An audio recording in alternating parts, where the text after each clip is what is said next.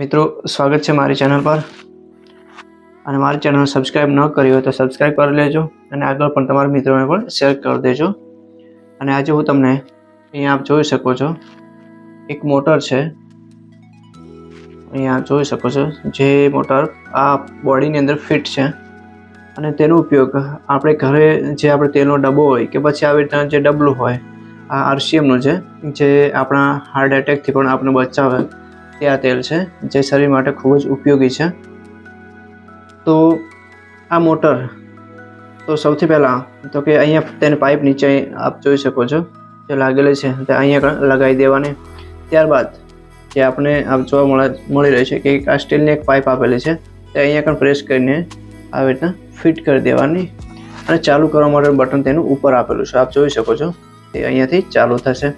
ત્યારબાદ આ મોટરનો જ્યારે આપણે ચાર્જિંગ થઈ રહી ત્યારે તેને ચાર્જ કરવા માટે અહીંયા આપ જોઈ શકો છો કેબલનો એક પોઈન્ટ આપેલો છે, અહીંયા પણ જેનો કેબલ આવી રીતના આપેલો છે, આપ જોઈ શકો છો આ એક તેનો કેબલ છે।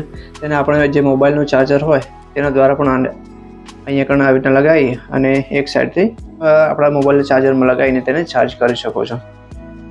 તો અહીંયાથી આ આપણા ડબ્બામાંથી તેલના ડબ્બામાંથી કે પછી આવી રીતના ડબલામાંથી જ્યારે પણ તેલ કાઢવાનું હોય અને તેલનો આપણે વેસ્ટ ન કરવો તો તેના માટેની આ બેસ્ટ મોટર છે। તો આપણે તેને ટ્રાય કરીશું એ કઈ રીતના તે તેલ બહાર આવે છે। તો સૌથી પહેલાં આપ જોઈ શકો છો કે એક બરણી લઈ લેવાની જેની અંદર આપણે તેલ નીકાળવાનું છે।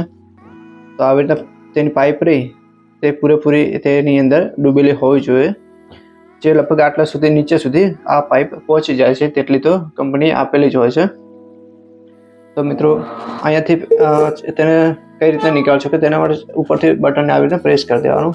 અહીંયા જોઈ શકો છો એને ચાલુ કરશો એટલે અહીંયા કણ બ્લુ કલરની લાઇટ થશે, આપ જોઈ શકો છો અહીંયા લાઇટ થઈ, આપ જોઈ શકો છો આ લાઇટ થઈ ગઈ ઉપર અને આવી રીતના તેલ બહારથી આવશે, આપ જોઈ શકો છો આવી રીતના તેલ બહાર નીકળશે। તેને આવી રીતના બંધ કરશો એટલે આ બંધ થઈ ગયું, આપ જોઈ શકો છો અહીંયા લાઇટ બંધ થઈ ગઈ, ચાલુ કરશો એટલે બ્લુ કલરની લાઇટ થશે। તો આવી રીતના આપણે ઘર વપરાશ માટે ખૂબ જ ઉપયોગી આ મોટર છે અને તેલનો વેસ્ટ પણ ન થાય। તો આવી રીતના તેના દ્વારા આ મોટર દ્વારા આપણે તેલ બહાર નીકાળી શકીએ છીએ।